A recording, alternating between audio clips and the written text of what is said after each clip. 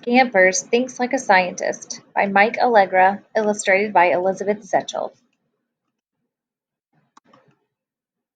The vegetable garden was the place to be. It was where every mouse in the valley went to chat and to dance and laugh and play, to see and be seen, and of course, to eat. Until the owl arrived. The miserable mice found some food in the distant fields, but not nearly enough. Still, they had all agreed that having a hungry belly was better than filling the belly of a hungry owl, so they stayed far, far away. Except for Scampers. She hid in the weeds outside of the vegetable garden and watched the owl all day and all night. She kept very still. The owl kept still, too. Very still. Maybe a bit too still. Why doesn't the owl move? Scampers wondered. In the morning, her friend Nibbles crept up beside her. What are you doing here? That thing will eat you. Maybe, Scampers said, but maybe not. Maybe not? Asked Nibbles. Maybe we should find out, Scampers replied. Let's get to work. The next day they brought a rag-doll mouse into the garden. It bobbed this way and that. Skipita, skipita, skipita. It hopped onto a head of a cauliflower. Skipita, skipita, skipita. And it danced a mousy mambo. The owl is not flying, Scampers said. The owl is not eating. Maybe owls can tell if a mouse is fake, Nibbles whispered. Then maybe we need a real mouse, suggested Scampers. Maybe we don't, said Nibbles.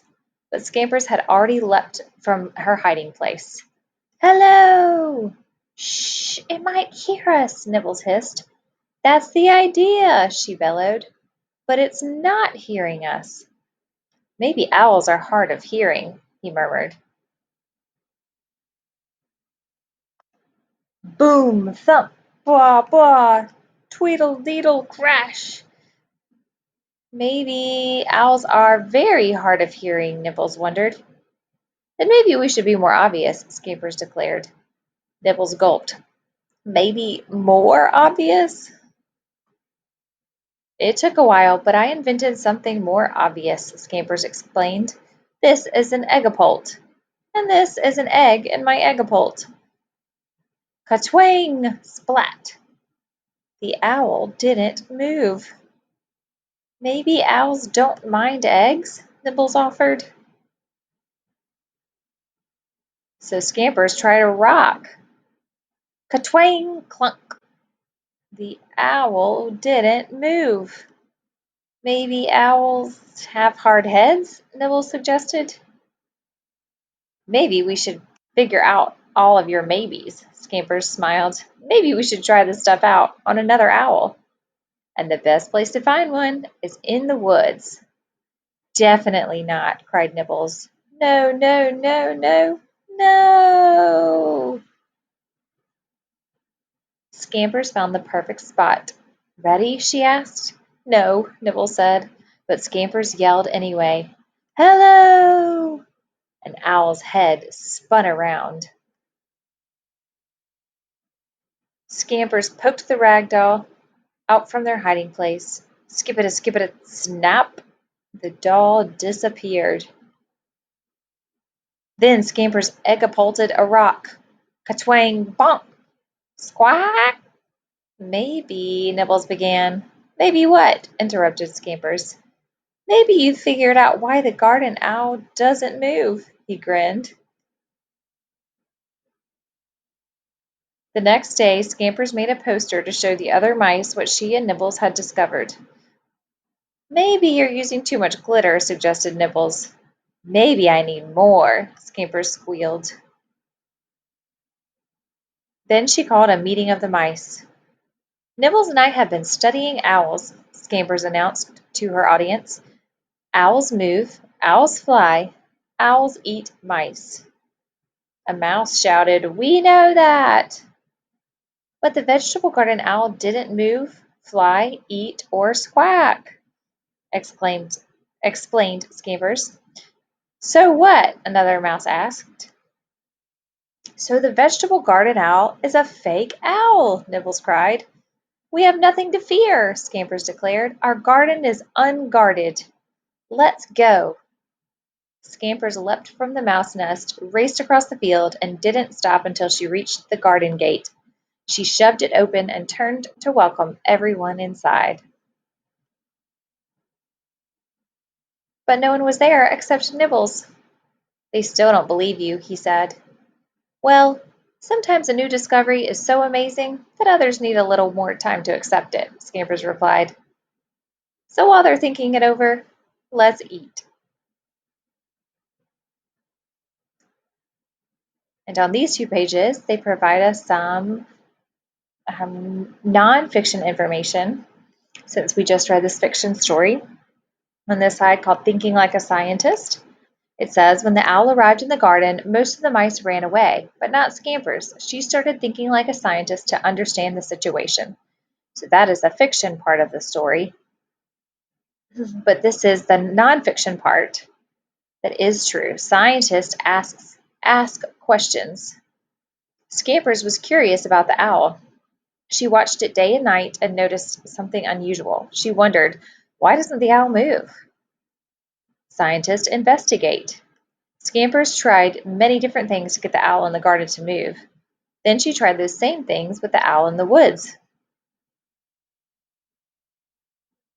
As a part of her investigation, Scampers also had to think like an engineer. Engineer used tools like her Egapult and her ragdoll mouse to help them solve problems. So Scampers did that here. And then scientists construct explanations. Scampers compared the behavior of the garden owl to the behavior of a forest owl. Based on her observations, she had an explanation for why the garden owl didn't move. It was a fake owl. Scientists communicate information. Scampers and Nibbles presented a poster and showed the results of their investigation to the other mice. They explained why and how they knew that the garden owl was a fake owl. Really, I don't believe it. The other mice didn't believe that the garden owl was fake, but Scampers knew that sometimes a new discovery is so amazing that others need a little time to accept it. And here is more information, nonfiction facts, about owls and mice. The real owl in the story is a great horned owl. The mice had good reason to be terrified of this owl. It will eat several mice a night, swallowing them whole. Great horned owls are built for hunting. They can surprise their prey because they fly quietly. They swoop in to grab their prey with their sharp talons or claws. Great horned owls don't really have horns, just tufts of feathers on their heads. They can turn their heads to look behind and pinpoint a mouse in the weeds in the dark. The mice easily noticed the owl in the garden because it was meant to be seen. Many gardeners put a fake owl on top of a post or roof to scare away mice and other animals that eat crops or vegetables and things in the garden. Mice. The mice in the story are field mice. They are food for owls and many other animals. Mice are mostly active at night, nocturnal. Darkness hides them from most predators, but not from owls. Mice are fantastic engineers. They create underground burrows designed with specific rooms to store food, sleep, and poop. Burrows are usually close to a good food source, like the garden in the story. Mice can squeeze into the tightest of spaces. If their heads can fit through a hole, so can the rest of their bodies. Hole only needs to be the size of a dime. Mice only live about 6 months in the wild. Mice make up for their short lifespan by having very large families. In captivity, a mouse can live for several years. The end, unless you want to do some fun activities that have to go along with the story. You can read with a parent, science, technology, engineering, and math. I hope you enjoyed the story.